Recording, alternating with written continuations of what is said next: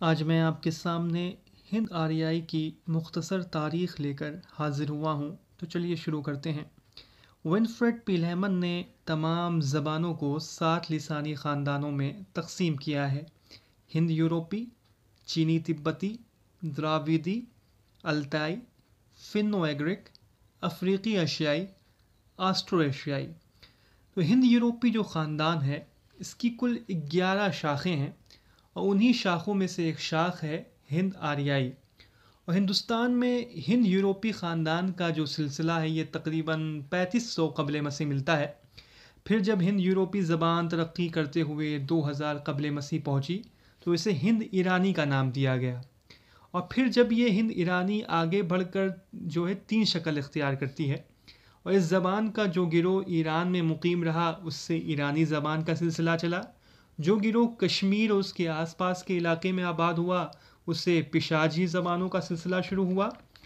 और फिर जब वस्ती एशिया से आर्यों का गिरोह अपने लिसानी विरसे के साथ हिंदुस्तान आया तो इससे हिंद आर्याई ज़बान का आगाज़ हुआ। तो हिंद आर्याओं की आमद जो है का ज़माना है ये तकरीबन 1500 क़ब्ल मसीह है। और हिंद आर्याई ज़बान की जो इर्तिक़ा है उसको हम 3 अदवार में तकसीम कर सकते हैं। हिंद आर्याई की इर्तिक़ा को हम 3 अदवार में तकसीम कर सकते हैं। क़दीम हिंद आर्याई जो कि 1500 क़ब्ल मसीह से 500 क़ब्ल मसीह तक, वस्ती हिंद आर्याई जो कि 500 क़ब्ल मसीह से 1000 ईस्वी तक, और जदीद हिंद आर्याई जो कि 1000 ईस्वी से ताहाल। तो कदीम हिंद आर्याई में हमें ऋग्वेद, सामवेद, यजुर्वेद, अथर्ववेद ये सारी किताबें मिलती हैं। और वस्ती हिंद आर्याई को भी हम 3 अदवार में तकसीम कर सकते हैं। पहला दौर जो है ये 500 क़ब्ल मसीह से मसीही सन की इब्तिदा तक, ये दौर पाली का दौर है। और पाली लफ्ज़ जो है ये संस्कृत के लफ्ज़ पंक्ति से निकला है। और आप जानते हैं कि पाली जो है ये प्राकृत का पहला रूप है। और पाली ज़बान को हम कदीम मगधी भी कहते हैं और इसी ज़बान में बुद्ध और जैन मत की तालीमात मिलती हैं। दूसरा दौर जो है ये मसीही सन की इब्तिदा से 500 ईस्वी तक है और ये दौर प्राकृत का दौर है। और प्राकृत की कुल 5 किस्में हैं: महाराष्ट्री, शोरसेनी, मगधी, अर्धमगधी और पिशाजी। ये प्राकृत की 5 किस्में हैं। तीसरा दौर जो है ये 500 ईस्वी से 1000 ईस्वी तक है। ये दौर अपभ्रंश का दौर कहलाता है। और अपभ्रंश के माने क्या होते हैं? बिगड़ी हुई ज़बान के। और हिंदुस्तान में जो जदीद ज़बानों की पैदाइश हुई है इसी अपभ्रंश से हुई है।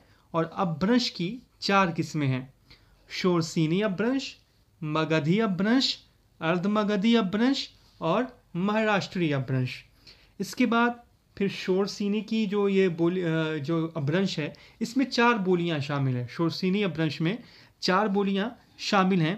पहली है खड़ी बोली या हिंदुस्तानी, जो कि आज उर्दू या हिंदी है, मौजूदा उर्दू हिंदी खड़ी बोली या हिंदुस्तानी। दूसरी है राजस्थानी, तीसरी है पंजाबी और चौथी है गुजराती। तो ये शोरसेनी में ये 4 बोलियां हैं: खड़ी बोली या हिंदुस्तानी, राजस्थानी, पंजाबी और गुजराती। इसके बाद जो जदीद हिंद आर्याई का दौर जो है 1000 ईस्वी से ताहाल, उसकी बहुत सारी शाखें हैं। उनमें से एक शाख है मगरबी हिंदी। मगरबी हिंदी में 5 बोलियां शामिल हैं।